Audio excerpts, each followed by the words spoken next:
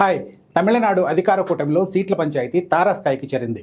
DMK Congress మధ్య జరుగుతున్న చర్చలు ఇంకా కొలిక్కి రాలేదు. గత ఎన్నికల కంటే ఎక్కువ సీట్లు ఇవ్వడంతో పాటు ప్రభుత్వంలోనూ వాటా కావాలని కాంగ్రెస్ డిమాండ్ చేస్తుంటే స్టాలిన్ మాత్రం ససేమిరా అంటున్నారు. మీరు చెప్పినట్లు మేము తల ఆడించాల్సిన అవసరం లేదంటూ కాంగ్రెస్ నేతలకు డీఎంకే సంకేతాలు పంపుతోంది.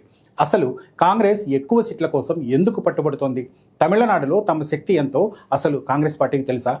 డీఎంకే కూడా కాంగ్రెస్ విషయంలో ఎందుకంత మొండిగా ఉంటుంది? సీట్ల సర్దుబాటు పంచాయతీ చివరకు తెగదెంపుల వరకు వెళ్తుందా, లేక రాజీపడి ముందుకెళ్తారా?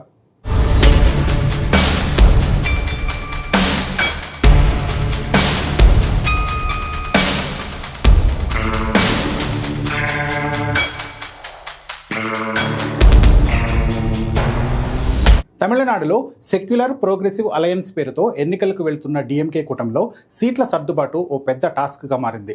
కాంగ్రెస్ సీనియర్ నేత కేసీ వేణుగోపాల్ తమిళనాడు సీఎం స్టాలిన్తో భేటీ అయిన తర్వాత కూడా సీట్ల పంచాయతీ ఓ కొలిక్కి రాలేదు.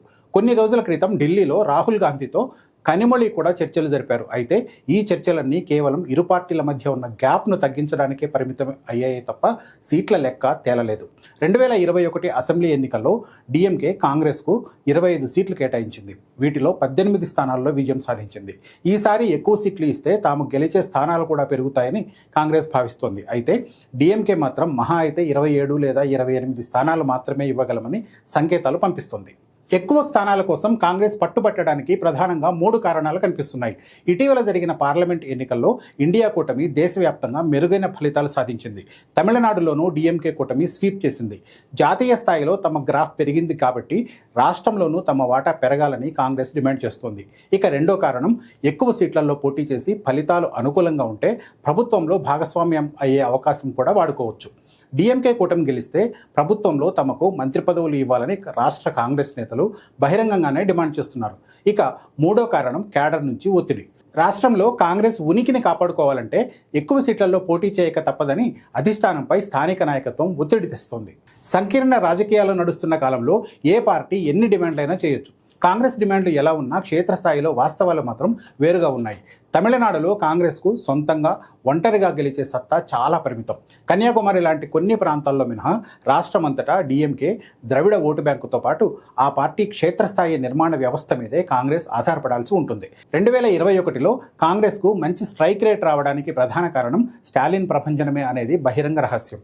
ఒంటరిగా వెళ్తే డిపాజిట్లు తెచ్చుకోవడం కూడా కష్టమే అన్నది కాంగ్రెస్ పార్టీకి సంబంధించి తమిళనాడులో ఉన్న గ్రౌండ్ రియాలిటీ. అయితే సెక్యులర్ ప్రోగ్రెసివ్ అలయన్స్ కథ, స్క్రీన్ ప్లే, దర్శకత్వం అంతా డీఎంకే చేతుల మీదుగానే నడుస్తుంది.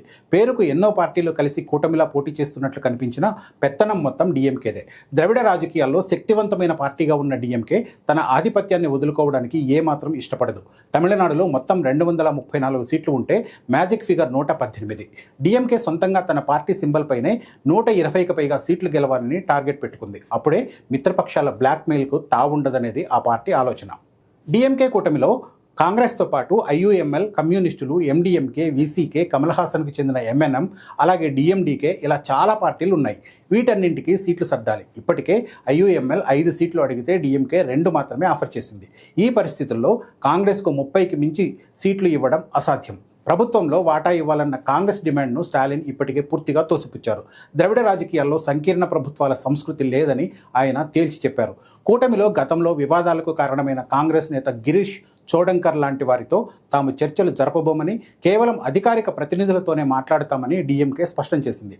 దీన్ని బట్టే డీఎంకే ఎంత కమాండింగ్ పొజిషన్లో ఉందో అర్థం చేసుకోవచ్చు. అధికారంలోకి రావాలంటే కాంగ్రెస్ మద్దతు డీఎంకేకు కొంత మాత్రమే అవసరం. కానీ రాష్ట్రంలో ఉనికి చాటుకోవాలంటే డీఎంకే అండ కాంగ్రెస్కు చాలా చాలా అవసరం. ప్రస్తుతం ఇద్దరి మధ్య జరుగుతున్నది కేవలం బేరసారాల మైండ్ గేమ్ మాత్రమే. ఎన్నికల సమయం నాటికి కాంగ్రెస్ కాస్త వెనక్కి తగ్గి డీఎంకే ఇచ్చే 27 లేదా 28 సీట్లకు రాజీ పడక తప్పని పరిస్థితి కనిపిస్తోంది. తమను తాము ఎక్కువగా ఊహించుకొని కాంగ్రెస్ మొండిగా వ్యవహరిస్తే ఆ పార్టీకి గుడ్ బై చెప్పడానికి కూడా స్టాలిన్ వెనుకాడకపోవచ్చు. Let's see how Dravidian politics will shape in coming days.